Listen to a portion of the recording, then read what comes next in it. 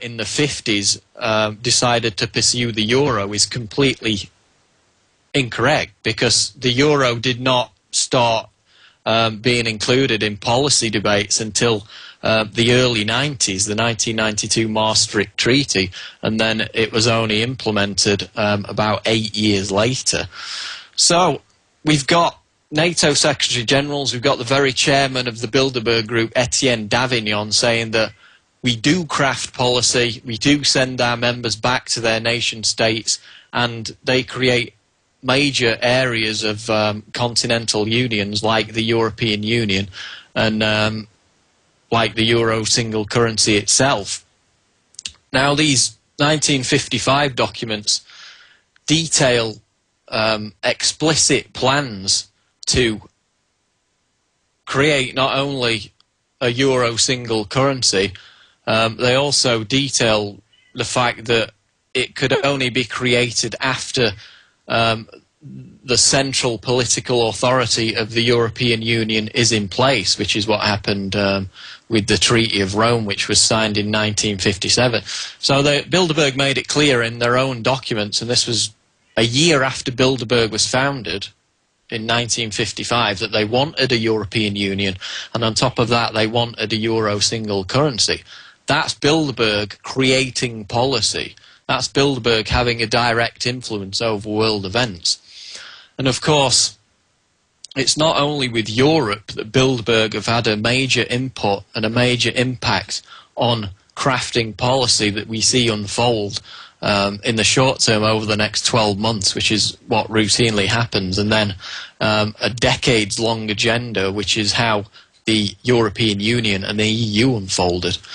In 2002 Bilderberg meeting, which took place in France, you'll remember at the time that the invasion of Iraq was basically a certainty, and that everybody thought that the attack would take place that summer in 2002. Now, Jim Tucker got his sources in the 2002 Bilderberg meeting to leak the information that Bilderberg had expressed their desire for the attack on Iran to be delayed until March of the following year, 2003, which is exactly what happened. Another example of Bilderberg setting the policy and then it playing out in the real world within 12 months. In addition, 2006 Bilderberg meeting, which is the one that Alex Jones attended in Ottawa, Canada, we got it out of from our sources within Bilderberg that the US housing market would be allowed to inflate into a bubble before it was cruelly popped. And that's exactly what transpired in the 18 months after that meeting in 2006. Likewise, 2008 Bilderberg meeting in Chantilly, Virginia, we learned that Bilderberg was setting the stage for a financial calamity, that they were preparing for a major economic collapse, and we reported it at the time at prisonplanet.com, and you can go back in the archives and see those reports. And they said that basically there was going to be a worldwide financial implosion, and the elitists took this as a message to reposition their assets, get out of the market. And lo and behold, a few months later, in 2008, September, Lehman Brothers collapsed, and it marks the beginning of the economic recession, which is now threatening to double dip and turn into an economic depression with the collapse of the euro, which is obviously what Bilderberg have been talking about at their meeting just outside Barcelona. Now, not only do Bilderberg have a direct input on crafting the policy of the nation states that the members represent, but they habitually flex their muscles in selecting not only prime ministers and presidents, obviously Bill Clinton and Tony Blair are two of the primary examples of that, but also even down to the level of running mates. Barack Obama's running mate, and obviously now the vice president, Joe Biden, was selected by Bilderberg luminary James A. Johnson shortly before Obama took office.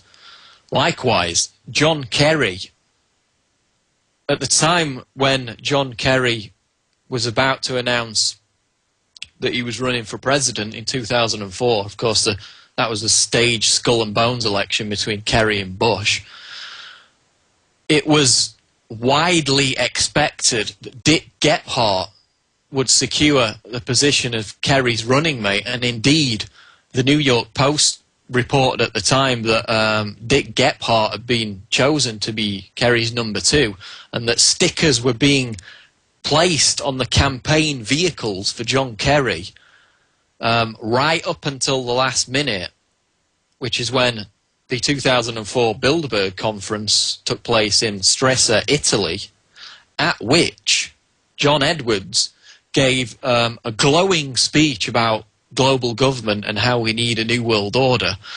And the Bilderberg members even broke house rules to rise to their feet and applaud Kerry for this big speech on how we all need to centralize the world into an authoritarian global government. As a result of that, despite the fact that the stickers were already being placed on the campaign vehicles for Kerry Gephardt, it was subsequently announced, and United Press International reported on this.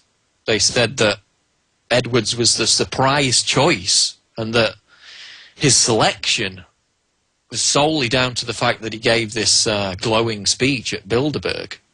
So again, another example of how Bilderberg acts in a kingmaker capacity and directly selects not only presidential candidates but even their running mates, which is what happened in 2004 with John Kerry. Again, completely contradicts the notion that people who believe Bilderberg have power believe in fairy tales. Complete bunkum, as we've seen from Chip Belay and Ian Hollingshead of The Telegraph. 2008, Pedro Santana Lopes and José Sócrates, Portuguese ministers, attended the 2004 meeting also in Italy. It was reported on in 2008 by a Portuguese newspaper. Both of them went on to become Prime Minister of Portugal, both after attending a meeting at Bilderberg.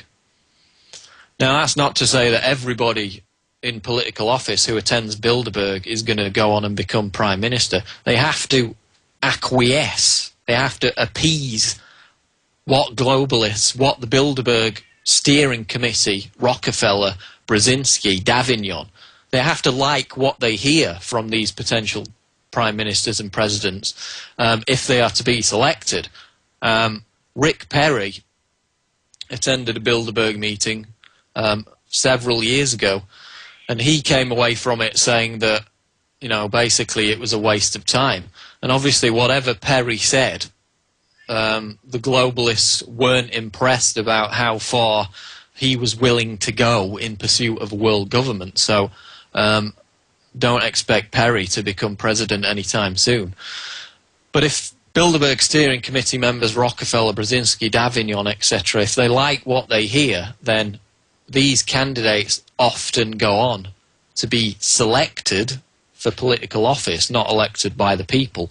Another example of how Bilderberg is anti-democratic and authoritarian and does set policy, as has now been admitted by a Bilderberg member and former NATO Secretary-General Willy Claes, along with Etienne Davignon, who said that Bilderberg created the euro.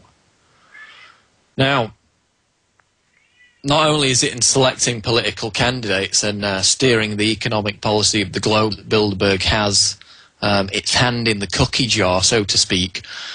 The classic example is oil prices. Before oil went up to $150 a barrel, which occurred in 2008, bear in mind that a few years previously it was down at $30-odd a barrel. In 2008, it went up to 150, which is exactly what Kissinger and Rockefeller and the Bilderberg members called for during the 2005 Bilderberg meeting, which took place in Germany. So they called for oil prices to be accelerated rapidly, which is exactly what happened in 2008. And then after 2008, Bilderberg called for oil prices to be depressed once again, to go down, which is exactly what happened after 2008, when oil sunk to below $50 a barrel again. And this is also what Lindsay Williams predicted.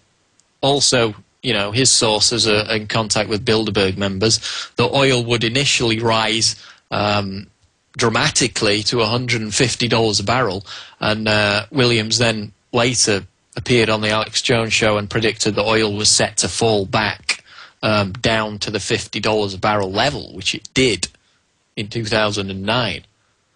So, again, another solid, concrete example of Bilderberg calling for a policy to be enacted